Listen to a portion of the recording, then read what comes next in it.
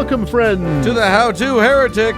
I'm Uncle Mark. And I'm Uncle Dan. And I'm Uncle Doug. And this is your user's guide to life on the outside. That's right. Leaving religion is the first step into a larger, better world. But it can also be a scary world. Things work differently now. Never fear. That's why we're here. We're your audio uncles, and with help from good friends and experts in all sorts of fields. We're going to share the stories and seek the knowledge to build a great life. After all, you only get one that we know of, so you better make the most of it.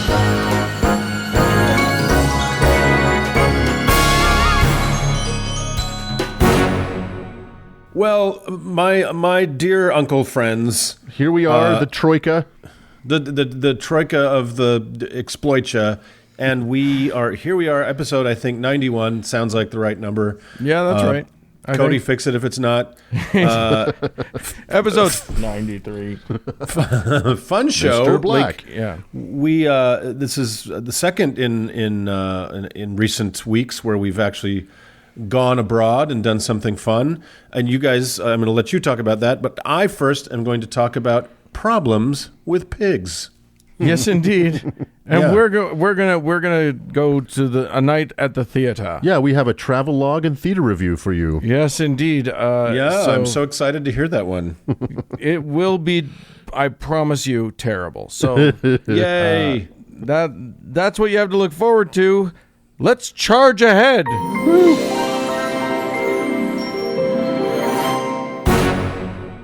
Hey, Uncle Doug. Uncle Dan. What? I was gonna fix a sandwich for myself, and I like various meats, various kinds of toppings, and I was wondering if you had anything you could recommend. Well, there is one particular animal where every single piece of it tastes delicious. Oh, okay. Is that an ossifrage? That's a turkey. Try the beak. I'm relieved you didn't say human this time. This time, right? We've talked about. Well, I can recommend something, and if you'd been in the right place, my goodness, you could have had all the pork you wanted on that sandwich. But that does sound enticing. Right. So now it's time for the How-To Heretic Farm Report. We're going to talk about animal husbandry and doing it poorly. So it's funny. We talked about the Good Shepherd a few weeks back, didn't we? And it was we determined that it was a shitty shepherd. Like it was not worst shepherd good ever. animal husbandry. Right. Exactly. Well, I'm going to tell you about the shitty swine herd. So, gents, here in our weekly affirmation radio hour, we talk from time to time about the miracles in the one true book, the so-called Bible. Yeah. Your walkings on water, your breads and your fishes, your raisings of the deads, etc., etc. Sure. But what we failed to say directly is that the only truly miraculous property of the Bible is that somehow zillions of fine people still believe it's true. So Hosanna, an actual miracle indeed. So today I want to explore one of the least discussed, but I think most staggeringly significant of the biblical miracles among all the card tricks and sleights of the stigmated hand. And I submit that this weird, horrible, and almost forgotten miracle is so hugely significant, I think because it plays a significant role in the dire situation we now face in the Anthropocene age, and what is looking inescapably like the reality of this planet's sixth great extinction. To quote Michael Fassbender's David in 2012's unfortunately terrible film Prometheus, big things have small beginnings.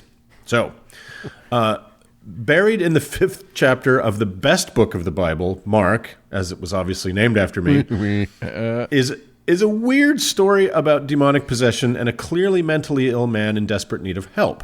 I'm going to interrupt you, by the way, just to say that at some point you and I are doing a showdown where it is Daniel versus Mark, and we're gonna figure out which is the best book in the Bible. I get to sit as judge of that competition. That's right. Yeah, you are. You can defend the book of Douglas. Nobody cares about the book of Doug. Not the least of all me. Well, actually, in Daniel, there's a story, right? Something happens. There's a few stories there. It's pretty exciting. Yeah. There's lions. There's a weird and dream. Yeah, all that shit. So, in Mark, in this weird story of demonic possession, which Jesus does help this poor soul with his crazy Messiah magic by orchestrating a mass extermination of perfectly innocent animals. Right. This, dear uncles, is the miracle of the Gadarene swine. Woo! Yeah. Now, do you guys remember this one in Sunday school? I do. Yeah, ish. Only because of how terrible it is. I don't remember it at all, and that may be because in our 53-hour Mormon Sunday services, my brain was trying to kill itself by holding its breath. It was so bored with the ceaseless droning. So it may have been mentioned. I think I remember it from seminary. I don't think it ever got, when I was a teenager. I don't think it was ever taught to me when I was, sub-teen, pre-puberty. Right. Well, that's milk before pork, right? So it's you were ready. Sorry, non-Mormons. So I don't remember it because, I think I would, because they never shut the fuck up about the rest of Jesus's miracles. And I don't know, maybe it's just, this is such a dark and witchcrafty sort of miracle. Maybe they just thought it was too frightening for young ears, like you were saying, Doug. So Anyway, so this critical story that is a kernel of so much needless suffering in the world is so short, I can read it in its entirety to the folks at home in under 2 minutes. I, Mark, shall quote the person who wrote Mark, but was not Mark, here in the King James Version, and I quote, "They came to the other side of the sea, to the country of the Gadarenes, and when he had come out of the boat, immediately there met him out of the tombs a man with an unclean spirit, who had his dwelling among the tombs, and no one could bind him, not even with chains, because he had often been bound with shackles and chains, and the chains had been pulled apart by him, and the shackles broken in pieces. Neither could anyone tame him. And always, night and day, he was in the mountains and in the tombs, crying out and cutting himself with stones." Oh, my God. It's just a beautiful book, isn't it? He's the neighborhood loony. Yeah, he's a sick man, and so when he saw Jesus from afar, he ran and worshipped him, and he cried out with a loud voice and said, "What have I to do with you, Jesus, Son of the Most High God? I implore you by God that you do not torment me." Why would he torment him? So anyway, this is such classic schizophrenic stuff. Mm-hmm. This is just a man who needs some psychiatric. He needs some help. And I'll get to it. And so, for he said to him, "Come out of the man, unclean spirit." Then he asked, "What is your name?" And he answered, saying, "My name is Legion, for we are many." Also, he begged him earnestly that he would not send him out of the country. Okay. Now, a large herd of swine was feeding there near the mountains. So all the demons begged him, saying, "Send us to the swine that we may enter them." And at once Jesus gave them permission. Then the unclean spirits went out and entered the swine. There were about 2,000. And the herd ran violently down the steep place into the sea and drowned in the sea. So those who fed the swine, and they told it in the city and in the country, and they went out to see what it was that had happened. Then they came to Jesus and saw the one who had been demon-possessed and had had the legion sitting and clothed and in his right mind. And they were afraid. And those who saw it told them how it happened to him who had been demon-possessed and about the swine. Then they began to plead with him to depart from their region. Please leave. Can you please? And it was Jesus they wanted to leave, right? Not the wild man, right? Well, that's okay. He's got a whole flotilla of pigs he can ride away. He just killed all of their food. Right. All right, sweetie, that's enough stories for tonight. Go to bed. Exactly right. So, was that version too long for you, my beloved co-uncles? Well, here it is in another book called Matthew, but not written by Matthew. And I quote, "When he came to the other side, to the country of the Gadarenes, 2 demoniacs," that's a real word. Demoniacs, people possessed, coming out of the tombs, met him. They were so fierce that no one could pass that way.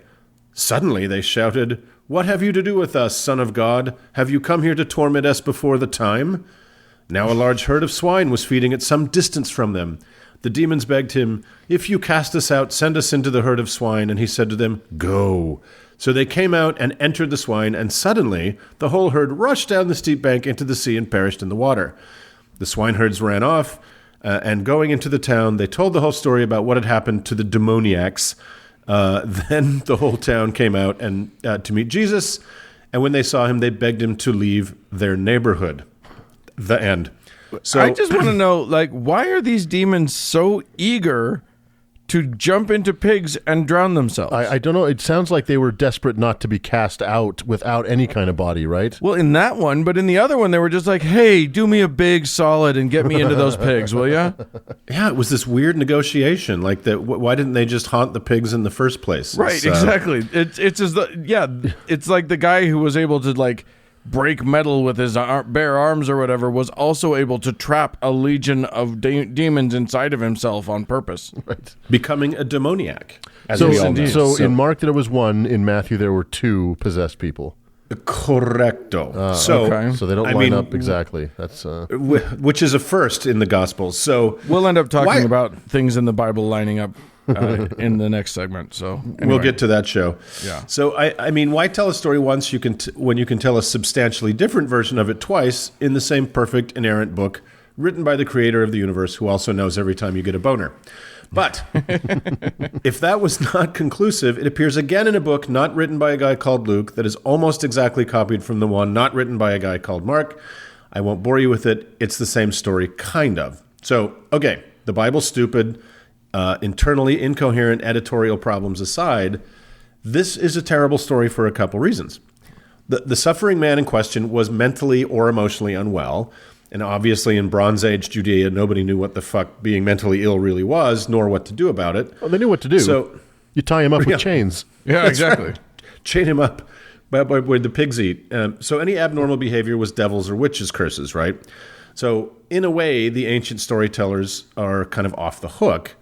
But it's the people in 2019 that should know full well that someone suffering like the man in this story needed real help, not a mass pig slaughter orchestrated by a weird, blonde, blue-eyed rabbi, and they should stop thinking what happened in this scenario is okay. So fuck you for thinking there's a moral to the story of fucking with a disturbed person and somehow mass murdering animals wholesale for no fucking reason.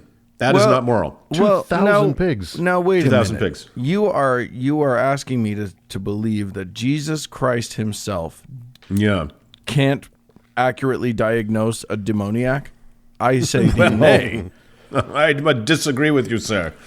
Well, show your work. But so it sounds to me like this was some other story that predates the Bible. That like Mark, most of them, yes. Yeah, that Mark wanted to find a way to kind of... to add Jesus in. Yeah, to get Jesus into the story, but it's ghastly. Well, also it's like ancient witchcraft kind of thing. It's the scapegoat idea, right? It's this idea that like all the bad things are now in the pigs, and this guy's off the hook, and this leads to a whole bunch of bad ideas, including now, Haredi, like ultra orthodox Jewish people. Doing kaparot. Spinning chickens over their head and whipping all of their sins into that bad boy instead of keeping them for themselves. Yeah. So the other significantly more horrible part of this is obviously the idea that casually destroying 2,000 animals as a remedy for a non-existent demon possession is perfectly acceptable. Just from the most material point of view, how many people can 2,000 pigs feed in a shit-poor, desperate, hot part of the ancient world? If you guessed a lot, you are correct. Now, as most listeners will know, pigs are considered dirty, shitty garbage animals, as laid out in the most wonderful book of the Bible, Leviticus, as we discussed in episode number 9. But in addition to pigs being unclean and therefore inedible, so are owls, ossifrages, as Dan mentioned, oysters, ostriches, eagles, greater owls, weasels, and lesser owls. But crickets and grasshoppers are fine. And just in Leviticus alone, the gruesome, ritualistic, sadistic wasting of animal life in pointless, stupid sacrifice to an empty sky is nightmarish enough. So the Jewish religious prohibitions on consuming pork obviously factor into this awful, old, and not true story. And if this awful, old, untrue story was seen as just that, then it wouldn't matter enough for us to be talking about it today. But despite it being one of the less repeated of Jesus' so-called miracles these days, it got traction with the worst people in the Christian sphere at the right time. Now, we've talked about the truly diabolical Augustine of Hippo on this show before, when we did our 2-part segment on hell in episodes 76 and 77. But to recap, this 4th century piece of shit was one of the early cheerleaders of the fully fabricated idea of eternal hell and all its fiery punishments for the people he hated, which was everybody. So he and another monster, Thomas Aquinas, took the stupid miracle myth to mean that human beings had exactly zero responsibility to the well-being of any other form of life on this earth, and that doing so was akin to Satanism. So I will quote the wonderful St. Augustine here. Christ himself shows that to refrain from the killing of animals and the destroying of plants is the height of superstition. For judging that there are no common rights between us and the beasts and trees, he sent the devils into a herd of swine, and with a curse withered the tree on which he found no fruit. That latter bit referring to Jesus killing a fig tree for the crime of being out of season. Right. Another one of his fucked up murder miracles. No, that one's fair. Fuck that tree. Yeah, fair. And that's a true story. I mean, we know that one's true. Right. So 900 years later, a no more enlightened Aquinas would write, if in Holy Scripture there are found some injunctions forbidding the infliction of some cruelty towards brute animals, this is either for removing a man's mind from exercising cruelty towards other men, or because the injury inflicted on animals turns to a temporal loss for some man. So what he's saying basically is animal life exists only as sustenance or forced labor for humans and has no intrinsic value of its own.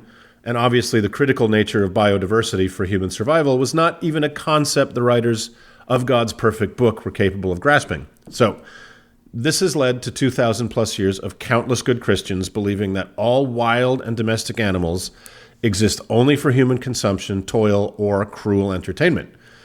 It has also led to the Christian belief that animals are unable to even experience pain or fear, let alone possess any emotional or familial complexity.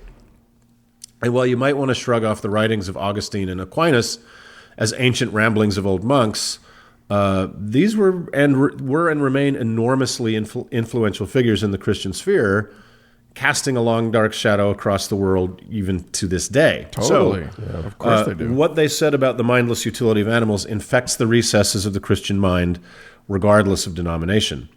And if this stupid story of Jesus sending a small town of demons to haunt suicidal pigs and all the Catholic sadists finding justification in the New Testament story aren't enough, let us travel to where the Christian heart really dwells, the Old Testament. I've said before, and I believe it to my marrow, I've said on the show, the soul of the American Christian resides in the fetid killing fields of the Old Testament. They just find the New Testament useful if polite company's coming over, like, putting out the nice china and washing the blood off their hands for a few uncomfortable hours a week. And it's right at the beginning of the Old Testament that the OG justification for the brutal, thoughtless annihilation of the creatures we share this earth with can be found, Genesis 1:26. And God said, let us make man in our image, after our likeness, and let them have dominion over the fish of the sea, and over the fowl of the air, and over the cattle, and over all the earth, and over every creeping thing that creepeth upon the earth, which is my new favorite word, creepeth. That to be very specific about what creeping things do. Yes. If you see a creeping thing that's just sort of meandering or moseying, you leave that alone. Only Reminded the ones it that must creepeth. It must Yes. creepeth. What a different world we'd be in if the translator had used the word responsible instead Right. of dominion. The Right. man was responsible for all the creatures of the earth. Right. Instead, it's just like, fuck it. Just do anything you want. Yeah. Well, So- I read that about the Dominion, and I get really mad that these beasts are not obeying my orders. Oh, but if you think you're frustrated, try having cats. Right. So Doug and I know that pain firsthand. So Exactly. the I have typical dominion background- over you, bitch. Dominion. Get up out of that little sunny spot and obey. So the typical background rate for species extinction pre-Anthropocene, which is basically the age of humans, was 1 to 5 species a year. We're now losing a couple dozen a day. There are cautious estimations of possibly 30 to 50% of all species currently on Earth being gone in 30 years. We don't need So, yeah, why are they so delicious if that's sin? So, obviously, there are factors outside the weird influence of the Gadarene swine and Christian numbness to any pain other than their own. There's the inescapable reality of catastrophic climate change, horrendous oceanic pollution and overexploitation, and the hideous, inexcusable plague of quack Chinese medicine and its demand for tiger penises, rhino horns, seal penises, the nightmarish cruelty of captive bile bears, and on and on. And look, full disclosure, and I think you guys would probably join me in this, I'm not speaking from much of a moral high ground here. I was going to say, is this the day that we learned that Mark is a vegan now?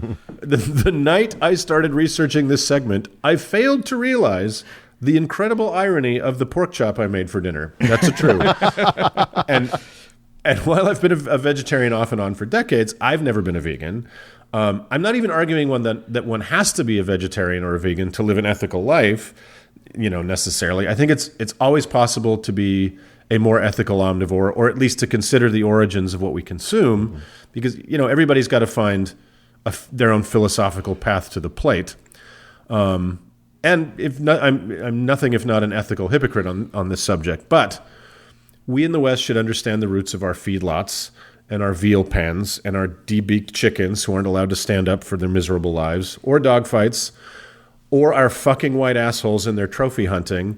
And our general nihilism towards animals has its roots in the good fucking book. Right. And a half-forgotten, stupid story about a poor sick man and a magic rabbi killing 2,000 pigs for no reason. So when I quoted David from Prometheus saying big things have small beginnings, this is what I meant. That stupid fables from a Bronze Age backwater are still poisoning the world thousands of years later. And I think that's a bad thing. So... Well, I hear your message loud and clear, Uncle Mark, and I'm going to take it to heart. And the next time I have a ham sandwich, I am going to cast a devil into it. Yes. I'm going to salt mine with my tears while I eat it. I wonder if this has anything to do with that. Remember that canned deviled ham? Remember that Underwood? Oh, yeah. Deviled ham. Could that be a connection here? Have we blown the lid off something? We have, absolutely. Jesus cast the devil into that ham. And then Jews. Yeah, I want to go grocery shopping with David Icke and see how he responds to a can of deviled ham. I saw the devil with Goody Proctor's bacon. It's all coming together. So that's the Gadarene swine, boys. I do like in that story though how all in all three versions, the people were like, you know what, you got to go. Please leave, Jesus. You got to go. Please leave, Jesus Christ. Isn't that weird? Yeah, like. That's super weird. It's like, yeah, you're fucking spooky, dude. Get out of here. Now, those people had it right. Yeah, exactly. So, okay, get thee behind me, Jesus. Let's move on.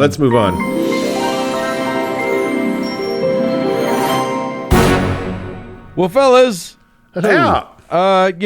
We have some folks to thank. Some of the best people in the world. They like to show up in our neighborhood and put money into the kitty. Indeed. Sure. The kitty, by the way, is a cat, an actual physical cat. Yes, it's a money cat. It's a very disturbing practice, but we do it anyway, and that's that. So we have some folks to thank. Let's jump right into that. Yep. These are our newest patrons. Thanks to Michael, Brent, Sinjin, Bisingular, and we have some folks to extra doodle thank. Holy smokes. We were a little bit remiss and may have missed besainting one Mr. Sterling. So, Mark, on the fly, you need to come up with a saint for Sterling. Well, it's not really on the fly, Dan, because it comes to us through the power of discernment. So yes, but that flies around. So I figured it was flying to you.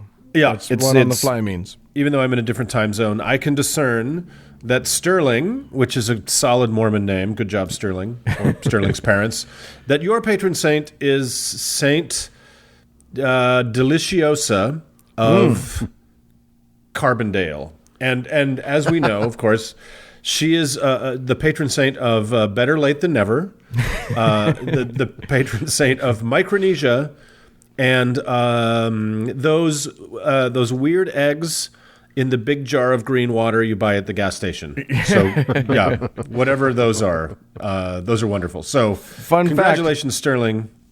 Fun fact, that is antifreeze, in point of fact. So I'm sure it is. Those eggs are in. Yeah, so I'm sure it is. I'm sure you're right. So, Sterling, you're safe now to eat the antifreeze eggs. Yes. And to venture into Micronesia, which is delightful. Yeah. I guess. Yeah, for sure. Congratulations on that. There are some more people to thank, however, and we're going heavy. We're coming in hot. What a week, guys. Patrons, come on. Thank you. So sometimes a patron gives enough that they get an extra special thank you, and all of you get to appreciate it. So, Uncle Doug, whichever one of you. It's Uncle Doug. Uncle Doug, tell us what is the sainthood, or rather the heaven that is in store. Get it together over there for Manya. Yeah, come on. So, dude. Okay, look, we're going to talk about it in a minute, but I just spent a day watching. I spent 4 years watching 1 hour of theater last night. 4 years. And you slept in a tent. I get it. You're fine. That was last night. Exactly. Okay, listener Manya Smith. Like the sands of the hourglass, so are the days of our lives. And one day in the hopefully distant future, your sands will run out. And as the last grain falls through the funnel, you will close your eyes for the last time. Unless, of course, you die in an explosion, or a headshot, or I guess a head-on collision when you're not paying attention. I guess there's a lot of ways you can die without closing your eyes. Let's just move on. Right. Manya, sure. In that day, darkness and silence will overwhelm you. And just when you think you'll spend eternity in the sunken place, you'll hear a soothing swish sound, followed by another. You will feel familiar warmth spread over you, and light begin to infiltrate your closed eyes. And look, I know I fucked up the whole closing your eyes in death, so you could open them up in heaven, but let's just move on. The swishing sound has crescendoed to a soft roar. The warmth is now hot, but not too hot, and the light is causing you to squint. You open your eyes slowly, allowing them to adjust to your new world. Before you extends an ocean of deep electric blue, meeting somewhere off in the distance with a pale blue, cloudless sky, as small waves crash at your feet. White sands extend to the horizon on either side of you, rimmed with impossibly beautiful palm trees and greenery. You realize your face is shielded from the midday sun by a hat woven from palm fronds, and you are holding a hollowed-out pineapple with a little umbrella and curly straw. You take a drink, ice cold and sweet. It perfectly quenches your thirst. But your taste buds jog your memory. You know this place. You've been here before. You were on a vacation and remember distinctly whispering, "This is like heaven." You glance around and see no one, which, if you remember, is part of why you liked this moment. Sometimes all you need on a vacation is a vacation from those you are vacationing with. A song tickles your ears and you recognize it instantly. Nibbin' on sponge cake, watching the sun bake. Ugh, Jimmy Buffett's 1977 mega hit Margaritaville. You hate this song. And you remember that it was playing when you were here before, and in spite of that, you were perfectly happy in that moment. No worries, though, you think. I'll just wait for the next song. You take another drink and notice the pineapple is full again. Score! You drink long and deep. You feel a pang in your chest. Heartburn? Shit. I did have a little heartburn that day from the rum and fruit juice. That sucks, but it's not too bad. Finally, Jimmy wraps up with, "Yes, and some people claim there's a woman to blame, and I know. It's my own damn fault." Finally, it's over. Then you hear, "Nibbling on sponge cake, watching the sun bake." Oh, God, no. You try to set down your once again full pineapple, but your hands will not release it. You try to get up, but your body won't budge, and the heartburn is starting to really hurt. You see, dear Manya, God is a busy man, and during your entire life, he only had a few seconds to pay attention to you, and when he did, you told him exactly what heaven to craft for you. That was an easy one, God thought, and moved on. Had he watched for a few more minutes, he would have seen you get into a fight with that bartender over his all Jimmy Buffett mixtape, fall asleep in the sun and get horribly sunburned, and then vomit from all the sugary drinks. But he didn't. Be careful what you wish for, Manya. You just might get it forever. Wow, Manya. Congratulations. Yeah, that is a delightful time wasting away in Margarita Hell. And I think that Margarita Hell, exactly. I think that's caution. Don't ever like anything. Yeah, I think that's the lesson that we should all take from that, is that liking things is dangerous. Right. Can get you in the end. Indeed it can. Thank you so much to you, and I owe a heaven to Cymbal Banging Monkey. Woo. Yes, I will deliver that now. Okay, Cymbal Banging Monkey. So you've died. Sorry, but you decided to share the love with your uncles, so we, as promised, have pulled a few strings, called in a few favors, and gotten you into your own beautiful heaven. As you open your eyes to view your new eternity, you're instantly blinded by flashbulbs. You look down, and beneath you, your gorgeously clad body is an elegant... and beneath your gorgeously clad body is an elegant red carpet. Security guards furrow their brows and lower their centers of gravity to maximize their ability to keep your screaming fans at bay. Reporters shove microphones in your face and throw questions at you, but they're not even audible above the din. Never mind, you smile and avoid them with poise and grace.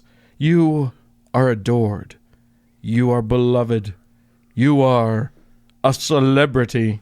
Finally, you reach the door to the theater that this red carpet has led you to. It's a film premiere, and you're the most important attendee.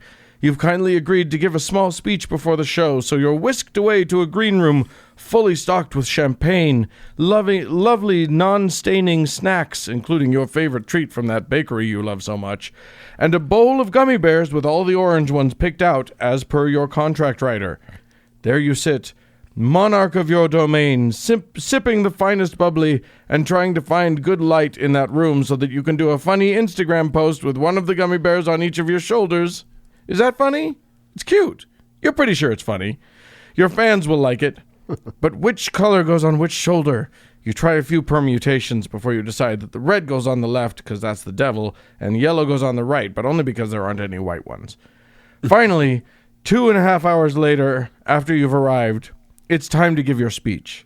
A 20-something assistant to somebody guides you down a series of tight concrete corridors until you're finally in the wings, waiting to take the stage. You stand through a series of people's speeches about how important this film has been to them and how much they believe in the project, and until finally your name is called. The crowd leap to their feet as you enter the stage. It's all decidedly smaller than you expected, but you know this scene well, and you start your lovely 4.5-minute speech. As you dazzle them with your wit and easy charm, you realize it's 7:30 at night, and these are the first people you've spoken to all day. Odd. You finish, but you won't be able to watch the film, I'm afraid, because leaving now through the back door is your only chance to get out without 3 hours of post-film schmoozing and exhausting graciousness. Better to make your quick escape.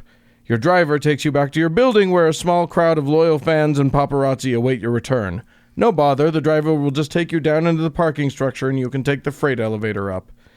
When you finally get to your spectacularly well-appointed penthouse apartment, you kick off your shoes and ponder that word. Apartment. Huh. You decide that it's called that because it keeps you apart. Apart from the world, apart from fans who love you, apart from humanity. You pour yourself an embarrassingly expensive glass of wine, and you go to your Twitter feed to see if anyone's buzzing about your speech. They are! You're trending! You're an influencer! You reply to one particularly kind tweet knowing how much you'll make the day of that person, that random person you'll never meet. This is the power you wield. You sit on your balcony with one of the most glorious views of the city and muse on all the beauty of the lights below. So many fun places, clubs, restaurants, shops that you know you can never go to without being mobbed by fans. You look through your telescope and see happy people out for walks in the park. A thing you wouldn't even think of doing except in a disguise. And that's a risk because those damn paparazzi are clever as fuck, and then you'll be mortified to have yourself found out to be using silly costumes just to try to feel that sense of ease you once felt in public. You have friends, of course, so don't despair. Unfortunately, you never know how much they like you for you, and how much they're just trying to be able to drop your name in conversations with other people that they're keen to impress. Everybody wants a piece of your delicious pie, and I'm afraid that means that vicious social climbers will perpetually try to elbow out anyone who could actually feed your soul or give you a true sense of connection. You, cymbal-banging monkey, are one of the most important people in your whole eternity. You bring joy and comfort to millions, and I really hope that knowledge gives you joy and comfort because you're trapped forever in a gorgeously appointed social wasteland. Enjoy! Enjoy! Yay! You did it. You're going to be isolated and alone and sad, but famous. And that's great. Famous is really the most important thing you can be, isn't it? It is. I'm pretty sure that's true. So there you go. Totally. Congratulations, and thank you all for your kindness and your generosity. These are all people who donated to us. They went to the How to Heretic website, which is howtoheretic.com, and you click on the tab that gets you to the Support Patreon. us tab. Yeah. So, yeah. and then you just sign up. It's super easy. You choose how much you want to give or how little, and then your uncles love you even more. Indeed, we do. That's right. So with that, let us move on. Cha-cha. Well, guys, Uncle Dan, Uncle Doug. Hello. Yes. It turns out that we were all three out of town just recently, but not together. Yeah. Well, two of us were together. 2/3 of the triumvirate were together. You were. Yeah, that's right. You bailed. We're uncles abroad in the land, and I understand that you guys went. You took a road trip to a theatrical extravaganza. That's right. And behold, we did go unto the wilderness, and did see for ourselves that the people were there. Yes. Yes. And lo, the community theater was long. And but nevertheless boring. Yeah, we suffer for your sins, dear listeners. Oh my God. We much. just recovered from the fucking Ark encounter. Exactly. I know. Yeah. Uncle Dan. Tell us where you went, fellas. Yeah, Uncle Dan and I went down to Manti, Utah, which is a town about 2 hours and 15 minutes south of Salt Lake City, Yeah. for what is called the Mormon Miracle Pageant, or the Manti Pageant. Yeah. It's a nice little town. Yeah, it is a nice little town. And I'll tell you what, the drive down is gorgeous. It is. So there's nothing. Yeah. There's not a lot of complaining about that. No, and the company was wonderful. Thank you. We've had unseasonable rain here in Utah the past few months, so things were greener than they normally would be. It's true. And so Manti, just little background, is a town that was founded by Mormons in 1849. Okay. Right after they got settled in Salt Lake. 48. They come to Salt Lake. Yeah, 47. 47. Right. Yeah. They come to Salt Lake, and then they start sending out explorer ships. Yep. To Settling satellite communities. Exactly. Yes. Yeah. And basically anywhere there was water, they wanted to be in control of it, which makes sense. Right. There wasn't much. There wasn't much. And what happened with Manti was a Ute chief named Wilkara invited Mormons into his country. That's a bad idea. It's a bad idea Never- to teach them some agriculture. Yeah, don't invite Mormons into your... White people in general, if you are a tribe occupying an area of the Americas, Of the world. and white people come and say, "Hey, how do you do your farming?" Don't tell them. Don't tell them. Don't help them. For the love of God. Right. So just fast forward, however many 150 years from then, and they began doing a pageant in Manti. And a pageant, for those who don't know, is kind of a big community play. Yeah, well, it can be a number of things. In this case, and this is the case. This is not the first pageant of this kind that I've seen. It's the first Mormon one that I've seen. But in this case, what pageant ends up meaning is an audio playback and a metric fuck ton of dopey idiots in bathrobes walking around in front of you. Oh, Uncle Mark, you and your aesthetic eye. We would have had to call an ambulance. Really, honestly. Well, I've seen video of this, and I think I went when I was a teenager. Really? I know I have some memory of it. Most of which is repressed, blocked out. There was a lot of self-repression in addition to the community repression that was going on. But it is kind of dizzying in its craptacularness. But it's also largely volunteer, right? 100% volunteer. Oh yeah, I think there are some technical few people paid who are staff. paid. Right, yeah. right. Maybe the director. But all the cast is volunteer, right? All the makeup and when you say all the cast, we're talking almost 1,000 people.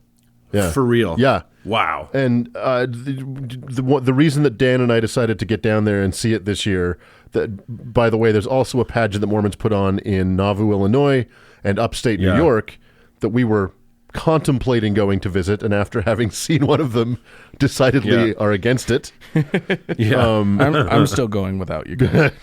Have at Well, it. because when you experience an evening of theatrical perfection, why fuck with it, right? Well, and Why it's true. It's true. You don't want to mess with perfection. Although you're never going to duplicate that high. Yeah. as a theatrical professional myself, I just feel like I need to feed my own soul that way. So. Right. You need to fill the coffers. That's right. Well, it turns out that the Mormon Church is putting the kibosh on these plays for reasons I don't fully understand. I've tried to find it. They haven't explained it at all. They just said no more. Yeah. We're not doing this anymore. Right. Because what Mormonism needs to be is less fun. That's Exactly. right. So this was the last Manti pageant that would ever be. Yeah. So we decided to get down there and make sure we saw it, like an eclipse or a volcano eruption from up too close. Right, exactly. So we went down. Now, before we went to the show, we kind of tootled around the town a little bit. We discovered that they have an interesting little bazaar set up, which they call the food court. Yeah. Consisting of maybe a dozen, different places, most of which are offering something too sweet for any human to actually consume. Right. One of the booths wasn't offering any food at all, but rather was a quote Bible museum. Yeah. It was literally he was representing his own personal Bible museum that he contained that apparently lives in Ephraim, Utah, not too far from Manti. And it was a big glass case with various and sundry quote unquote artifacts of the Bible, all replicas of pottery and spearheads. Well, no, he claimed that the scrolls. pottery was legit. Oh, that's right. But he didn't tell us the provenance of it or how old it's estimated to be. So I'm going to guess that it was from 1830. Yeah, exactly. Yeah, if that, yeah. And So was this guy one of the evangelical kind of anti-Mormons that shows up there? We weren't sure. We never got to whether or not he was Mormon affiliated, but he was, he wasn't anti-Mormon. He was just presenting. What he was presenting is the Bible is absolutely, definitely, 100% true, and we can prove it. Provably true through archaeology. Right. I don't know why you have to prove it. It says it's true right in it. So that's the big issue That's here. a great point. Well, Waste of time. we wanted to look at the stuff, and I think we tried to avoid conflict for a little while. Well, yes, we did. Both of us. Yeah. But so, listen, your uncles are only human, kids. So Right. we went in there. Neither of us were itching for a fight. We didn't want to do anything. We just wanted to see what he had, which consisted of some pots and some stones that he claims are Sling stones for a slingshot, like David would have slew Goliath with. And then some like replicas of various things with like cuneiform writing on it. Yeah, worthless stuff. Probably worth a few $100 total. But he's talking about, as soon as we approached, he's launching into his pitch about how blah, blah, blah, and this is that, and that. This is a replica of a thing that's in the British Museum, and blah, blah, blah, blah, blah, blah. And he kept saying things about the Bible, and both Doug and I, we bit our tongues for so long, and then every now and then something would boil over, and I'd be like, well, yeah, that's not true, though. Yeah. Or it doesn't. It actually does contradict itself. Yeah. And then he's it does not. And at first he assumed that we were at first he assumed that we were believers because everyone he's encountering are Mormons there. Yeah. Now, mind you, he's probably I'm gonna go out on a limb and say he's definitely not Mormon. Actually, yeah, he didn't have the look. He's got that sort of evangelical feel to him. But he was used to people like Mormons believe in the Bible, so he was used to those people being mostly on his side about that stuff. And he kept talking about how, skeptical people might have claimed that this might be the case. And he sets up some straw man argument. And then, like, for instance, he said a skeptic might say that Jesus wasn't real. But then, look, all these prophecies in Isaiah predate Jesus by blah, blah, because they're from 100 BC and blah. And so I was or a skeptic could also say that the Jesus story was just written to fulfill the prophecy. Fulfill those prophecies. Yeah. And he was like, No. No. Cut to him laying wide awake in bed last night, staring at the ceiling. And he said, "Oh my God, we got to get to this one. We want to get onto the pageant." Yeah, we got to move on to the pageant. But this was just a weird. He said, "Well, there's 4 eyewitnesses," and I said, "They're not eyewitnesses." Right. They wrote years and years later. They never knew him, and he's like, "No, they knew him." He's like, "Here's why they didn't write it down, because Jesus said he was going to come right back, and he didn't." So they didn't write it down until they realized he wasn't coming back. And then they needed to write it all down. I don't think that helps. I know, Yeah. it's like, guys. Here's the thing. We thought what he was saying was true, so we didn't write it down. Exactly. Right. But when it turned out he was a damned liar, we were like, shit, we better record this stuff. Yeah, he went out for a pack of smokes and he never came back. Exactly. So let's jump ahead. We ended up managed to get kind of a crazy in the perimeter of the play, because Dan claimed I had a gimpy leg and couldn't walk the distance. Gimpy is the word he used. Yes, I did. We were stopped by security, which was just some rando Mormon, and we were trying to drive up really close to the temple, and they were like, "Sorry, if you don't have a badge, you can't do it." And we were like, "Oh shoot, we were really hoping to see it." And they were like, "Well, you can park down there and you can walk up there." And I was like, "Oh, he has a really gimpy leg, though." And they were like, "Oh, okay, we'll let you in." Gimpy. Which I think in Manti patois means disabled. Yeah, exactly. Yes, yeah. So we got kind of in the perimeter, and we got up to the top of the set, which is a big hillside, literal hillside with stuff on it. And you were not supposed to be in there. No, definitely not. Yeah. And we got fantastic a view down at the chairs they'd set up, and which I will post to our Facebook account so that everybody can take a look, and maybe you can tweet it out and stuff. Astoundingly, like it was bigger, more chairs, more seating than I had. I mean, I knew what we were walking into, and it took my breath away. Yeah, it's really amazing. Yeah, like tens of thousands of chairs. Yeah, folding really? chairs. Yeah. Oh my God, that's crazy. FYI, we did attempt to live tweet this stuff, but I think the single cell phone tower in that town was wildly overwhelmed by the number of people that come for this thing, and we just couldn't make anything work. Yeah. So it will come out. You can see it if you go to our Twitter or our Facebook page now, I assume, because you're listening in the future. So yes, and it's really funny. The writing on some of those pictures is some of the best ever. Yes. So we went back to our campsite, had dinner, and then jumped on a couple bikes to ride back into the pageant. And we found seats, surprisingly good seats. Uncle Dan found. Yeah. And then we started interacting with the actors in the show. Oh, where did you get bikes? Did you take bikes? Yeah, we took bikes with us. Oh, okay, we stole them. Anyway, that's why I was hoping you stole them. Anyway, we stole them from the wildly overpriced campground that we stayed at. Anyway, these cast members are in their full costume and in many cases crazy amounts of makeup. Yeah. Right. And they are wandering the aisles between all of these folding metal chairs, talking to people. Yeah, chatting people up. And of course, we wanted to take photos of them, so we would stop them and be like, "We need a photo of you. You look stupid." and then they would stop and talk to us.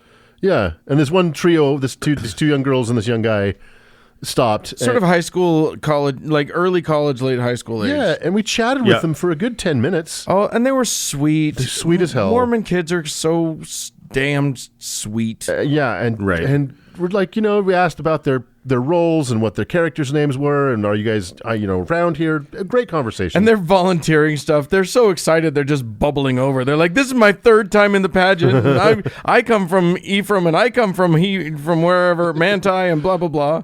And then we're like, "Well, you guys get out there, break a leg." And she's like, "Well," one of the girls, whose name was, I won't mention it, I just realized that would be a really dumb thing to do. To dox a high school girl? Yeah, probably. She said, "Can I bear my testimony?" Don't do that. Yeah, she goes, "Can I bear my testimony to you guys?" She said, "Can I leave you with my testimony?" Yeah. Oh, and kids, those of you who aren't Mormon don't know that is code for testify. I am going to say Jesus at you. Yeah. And Doug was like, right. It's funny because I had this moment where I was like, it would be kind of fun for me to really destroy her right before she has to go on and do a just show. say no. Just be like, no. Say no. I don't want to hear this is not real. And or let her bear her testimony and just be like, everything you just said is false. Oh, poor girl. And she gave us, like, you know how Mormons are. She's like, I know everything you're about to witness. Boilerplate testimony. Yeah. Everything you're about to see in this play truly happened.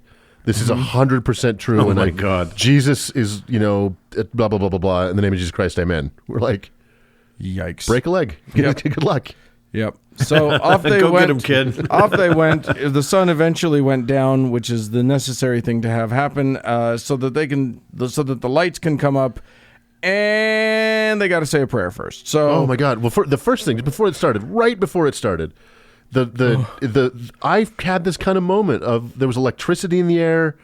I'm like, this is kind of nice. yeah. Like, we're outside, people are with their families, they were about to watch a play. I'm like, this is kind of fun. Why are they getting rid of this? yeah. And then, spoiler alert, it was terrible. So these guys. So yeah, a pre-recorded. Well, look, if Mormonism got rid of everything. If Mormonism got rid of everything terrible, there'd be no Mormonism left. So there's let's so there's hope for the world. Yeah, exactly. So a voiceover comes up over the thing, a pre-recorded thing that says, "Please welcome the president of the Manti Stake," which is like just a dude who has a calling, and to He's like a rural archbishop in Utah. Yeah, he gets up and with another guy. Two men in you can't imagine how ill-fitting the suits are that these men are wearing. We're 200 yards away, and we're like, wow, those suits aren't fitting very well. Yeah, well, and we had binoculars, so I'm like zooming in, and it looked like a little kid wearing his older brother's suit. Totally. It was ridiculous, and then so they say a couple words and say a prayer, and then I'm geared up. I'm like, okay, this is ready to go, and then. Please rise for the national anthem, and a lady and a girl in a very bad prom dress does a fine rendition of the national And just so everybody understands, everything that happens going forward is pre-recorded, and this thing is dubbed over. So no one's mic'd up. They're just kind of trying to match their own voices on the recording. Yeah, from this point forward, Yeah. it is. Oh wait, all the stake president or whatever he was pre-recorded. I think too? that was the one thing that wasn't, and No. I'm pretty sure the anthem was, but we couldn't tell. we Right. disagree on the anthem, but everything else. Okay, now that we've gotten those out of the way, we're launching in. It's all pre-recorded, and the lights go down, and they come up, and suddenly the temple's blue, and then it's purple, and then and we're hearing all of this stuff about. In 1832, and it's their best, the guy in town who had the best voice, and maybe even these the narrators may even have gone as far as to like find the best voice in Provo to do the narration. Starts telling us the story of Joseph Smith, And so what follows is, and we can talk about some of the highlights, is it's kind of an interwoven story of Joseph Smith getting the golden plates, translating them into the Book of Mormon, some of the Book of Mormon stories woven into there, and other Mormon church history things. You're kind of bouncing around. It's kind of a, Oh my God. Yeah. It is, first of all, the writing, yes. If you're looking for a well-spun narrative, keep looking. Yeah. Move along. Is it like a Christopher Nolan, like the kind of a very complex timeline? Is it that kind of thing where you're never sure where you are? No. It's like watching a Christopher Nolan movie if somebody was holding your head in a sink because you owed them money. But it's also like a Christopher Nolan movie in which Christopher Nolan keeps insisting on saying, now jump 5 more years into the future. Rather than showing us, they make sure to tell us all of the things. But the Moroni was hilarious. So Joseph is trying to... Joseph, by the way, was played by like 5 different actors, one of whom was so Ichabod Crane. The first one. Oh my God, he was the derpiest little... He must have been some general authority's nephew or something, because this kid, no one would put him in front of human beings as an actor. All these people can do is use their bodies, right? Because we don't hear their voices. This kid Right. is walking around like Planet of the Apes. His arms are just dangling by his side as he sort of tromps up the hill and then back down the hill. Yeah. It was the funniest Very thing. heroic figure. Very heroic figure. Right. And this is the guy playing their most important person. Yep.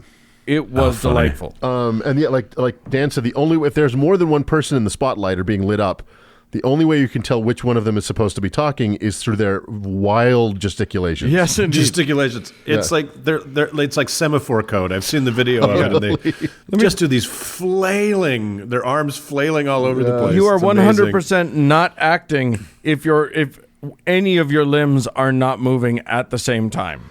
Right. And after Joseph gets the plates, we go to a Book of Mormon story, which was one I barely knew about.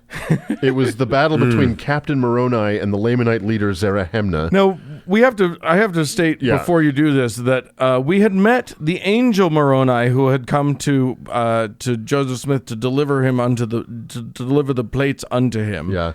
And then they had to say, so when they cut to the ancient Americas where this battle is happening. And now a different Moroni. Yeah, they had to differentiate. They were What? like, they chose a story that has the same name, but it's a different guy. So they're like, and then Moroni came to him, but not that Moroni. wait. Don't get it There's twisted. two different guys. There's Yeah, two different Moroni right, characters yes, in the Book of and Mormon. we've talked about this. One of them was the I had one. no idea. What was the one at the end? The one that's on top of all the Mormon temples. The other one was that guy who lifted up that title or banner of liberty Yeah. that has the writing on it. Yeah. Remember that? I think we covered this. I don't know. I don't know if we covered that. No, anyway, it's all very stupid, but I just thought it was very funny that they wrote, look, guys, this is your play. You don't have to use the story that would confuse everybody. Right. You can use a different story and then not have to use the same name twice, but no, they didn't know about that. And then the Lamanites and Nephites battle, and that is the most generous usage of that term. they literally like 36 men run onto the men. Probably 36 teenagers and 4 old guys run onto the hill, and then all just like play sword fighting like we all did when we were trying to be Luke Skywalker and we were 6 in a circle. Yeah. And so When badly, like if someone ran up to me and Dan right now and just gave us 2 plastic swords and said, "Fight!" That's what it would Yeah. look like. Yeah. Well, when I saw video of this moment, because I remember clearly watching it, everyone in the scene was probably under 12, including Moroni, and like it was children. Yeah. There were boys running around like clappity clack clack. It was so bizarre. What we should mention is that Manti, as a town, does not have the manpower to support this thing. No. What happens is a bunch of people from all over the state of Utah make this their family vacation for the year. Yeah. And they force their entire family to climb into the minivan, and they drive down, and they all bring their own, they bring whatever costume pieces they can. And yeah. it ends up being the dumbest thing you've ever seen in your life. They have. Well, they're from all over the place. Our older brother does this with his kids in Nauvoo. They go to Nauvoo every year, but and put on corduroy pantaloons and a lot of these actors are only there for maybe 4 or 5 days before performance. And they only do an hour and a half of rehearsal per day. And boy, does it show. Yeah, that's it. Yeah. Yeah, it's Why don't they do more? I don't know. Because they can't ask these people to come from all over the state and not and actually spend the right amount of time to rehearse a thing. Well, I think you're wrong because Mormonism asks people to do much, much greater things for free. That's a fair point. Right, all the time. That's so I can't believe they wouldn't just make them suffer through 12 hours of rehearsal. But hey, it's their show. But why do that when they can do a piss poor job of it and waste less of their own time? I do want to mention that there are some scenes where we're supposed to be watching the Lamanites, who are evil because they're brown, and the also some evil Nephites. They demonstrate their evil by the most milquetoast, Twerking. lascivious dancing you can possibly imagine. Sensual dance in the form of like something that anyone on the planet would just go, oh, cute. Yeah, like kind of a high kick. Ooh. Yeah, exactly. I think one of them used her hips a little bit one time. I noticed that through my binoculars. Anyway, Perv. Binoculars. So anyway, yeah, Jesus comes, which is fantastic because he descends from like way up high. oh, and it's it's great. They have some cleverness. That, he's lowered down by a crane, which you can very clearly see behind him. But they do so once he sort of lands in place, smoke comes up behind him, which is what masks the stagehands that are releasing him from the thing. Off, yeah. And then he walks down among the people, and then he walks back up, and they didn't get the smoke quite right the second time, so we could definitely see the stagehands rehooking him back into clip. his And then thing. does he just stay up there the rest of the play in the dark? No, does the guy just hang up there? Oh, wouldn't that be great? No, because what they do is they He gets a great view of the show. yeah, right. They spotlight different areas of this hill.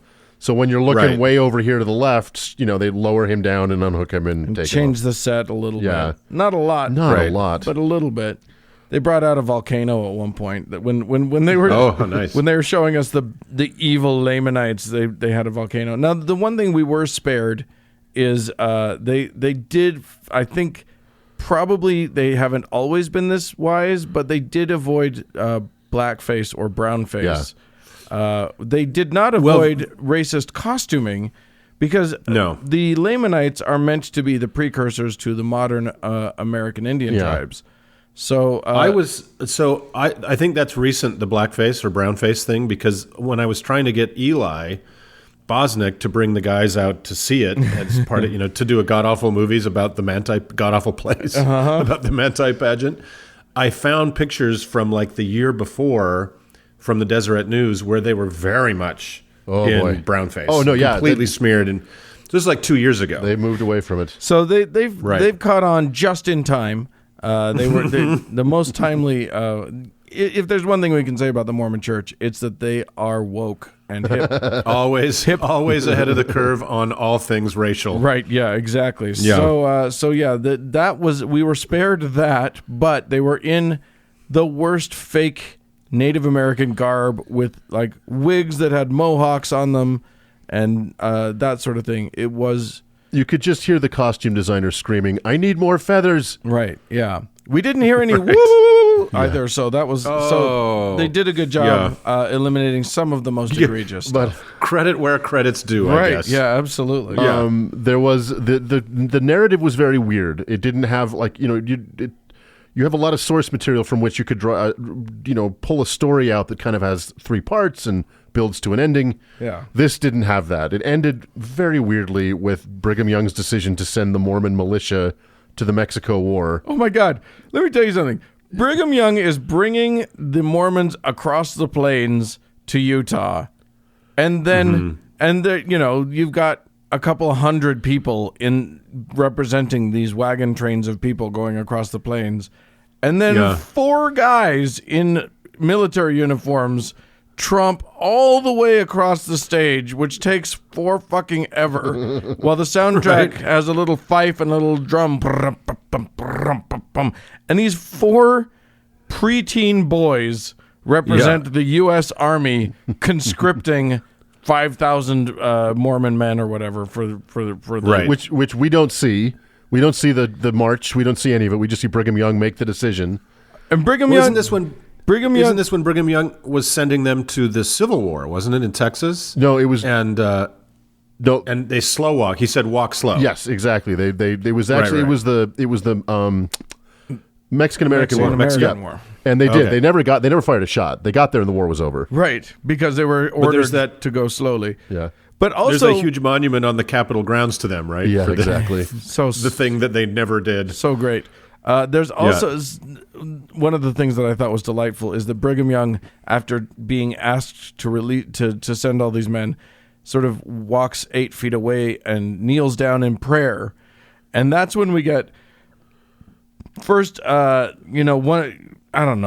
Mormon, or maybe it was Moroni saying a quote from the Book of Mormon, and another guy, and then Joseph Smith caps it all off by saying to inspiring Brigham Young with, first of all, the article of faith that says that we believe in being subject to kings, rulers, magistrates, presidents, whatever. Right.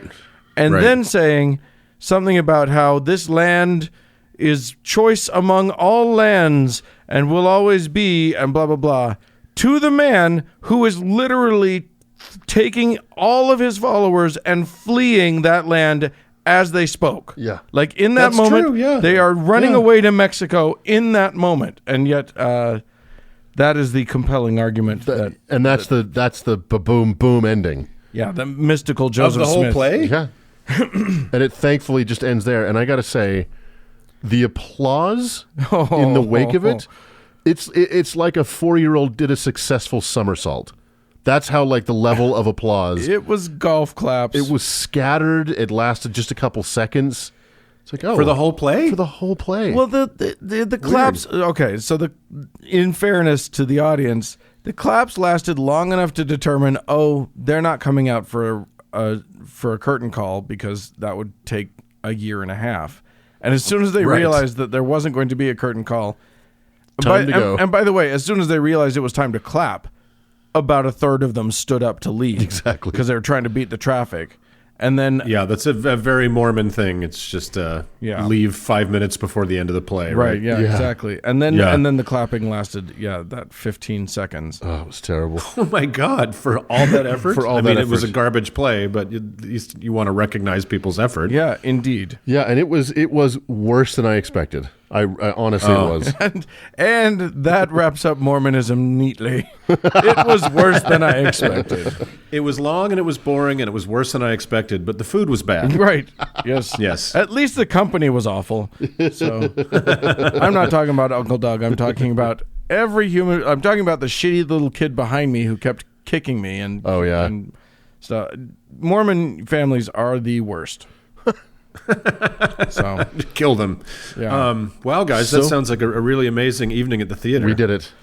Oh my gosh. Yeah. So if you get a chance to, definitely avoid seeing one of these pageants. But if you get a chance to see a clip of it online or something, maybe we'll find a link that we can post in the show notes. It's worth 2 minutes of your time, and that's it. It's pretty. It's just a sad state of affairs that all of these hapless rubes are literally putting on their mom's bathrobe so that they can bear their testimony about how true all of the nonsense that they're about to present is. Well, you know what? We were talking at the beginning, and we don't know why the current and very short-term president of the Mormon Church, Russell M. Nelson, has done away with all these things. He could live to 120. You don't know. He sure could. Mormonism is not fun. And in kind of a serious note, I was a queer kid who was hiding out in Mormonism. These pageants were probably kind of a safe space in a weird way for those kids. And like any theater class, club at school is kind of a safe space generally. And so it's just one less place for the nonconformist, secretly hiding something kids to be able to live their truth, live out loud a little bit for a moment. So good job, Mormons. Not anymore. Yeah, exactly. Well, that's probably why they did it. If I found out there was some queer Bob in the costume department. It could well be. I will say some of those actors seemed overly eager to dip into mom's makeup. That's true. For sure. But that's what I'm saying, that there's this tiny bit of freedom and expression that comes in those moments. Yeah. And, that can mean a lot to those kids until they can get the fuck out of there. And well, if there's one thing Mormonism stands for, it's don't have freedom and expression. So that's exactly right. So this there you go. The passing. How many stars, guys? How many stars? How many can you give a black hole as a rating? A neutrino, a neutron star. There you go. The passing of a legend, the Manti Pageant. Let's move on. Let's move on.